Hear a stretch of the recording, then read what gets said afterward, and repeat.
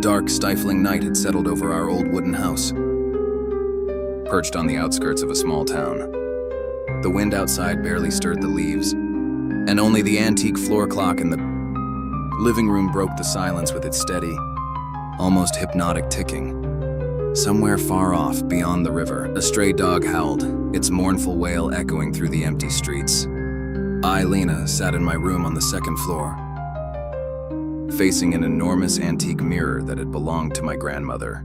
It was massive, nearly 2 meters tall, with a heavy oak frame adorned with intricate carvings, flowers, leaves, and, in places, strange, almost human faces frozen in silent screams. The mirror's glass was cloudy, marred with dark stains, as if it had absorbed decades of others' gazes.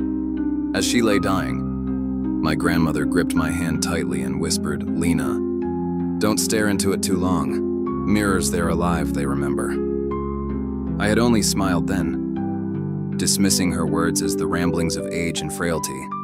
But now, in this silence, I felt the mirror watching me as if studying my every move. Insomnia had tormented me for the 4th night in a row.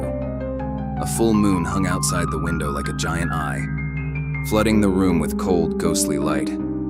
Its rays fell directly on the mirror, and it seemed to come alive. The glass shimmered like the surface of a lake, and the reflection of the room appeared deeper than it should have been. I sat on an old wooden chair with worn upholstery, brushing my long, dark hair. The brush glided slowly, monotonously, as I tried to distract myself from the growing unease that had been building in this room with each passing day.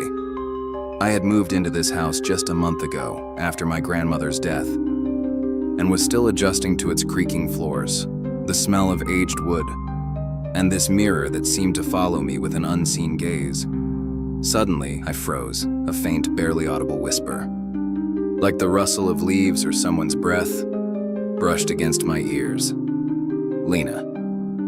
The brush slipped from my hand with a dull thud. I spun around, expecting to see someone behind me, but the room was empty. Just the bed with its faded blanket, an old wardrobe with peeling paint, and curtains swaying lazily in a faint draft. My heart pounded like a trapped bird. I tried to convince myself it was the wind or my imagination, but the whisper returned louder now. With a distinct tone, Lena and I realized it was coming from the mirror. I turned slowly to the mirror, feeling the blood freeze in my veins. My fingers gripped the chair's armrests, and my eyes met my reflection involuntarily. There I was, pale face, dark hair cascading over my shoulders, and eyes filled with fear. But something was wrong. My lips remained still, but my reflection, it was smiling. The smile was slow, unnatural, the corners of its mouth creeping upward, revealing too many teeth sharp, like a predator's.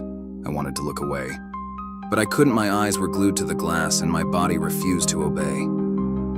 The whisper grew more insistent. Now a voice laced with sinister promise, "Come to me, my right hand," as if controlled by some external force, began to rise toward the mirror. I tried to stop it, but my fingers trembled and moved on their own. They touched the glass, expecting a cold surface, but instead I felt warmth alive, pulsing like skin. The glass was soft, almost liquid, and my fingers began to sink into it, as if into water.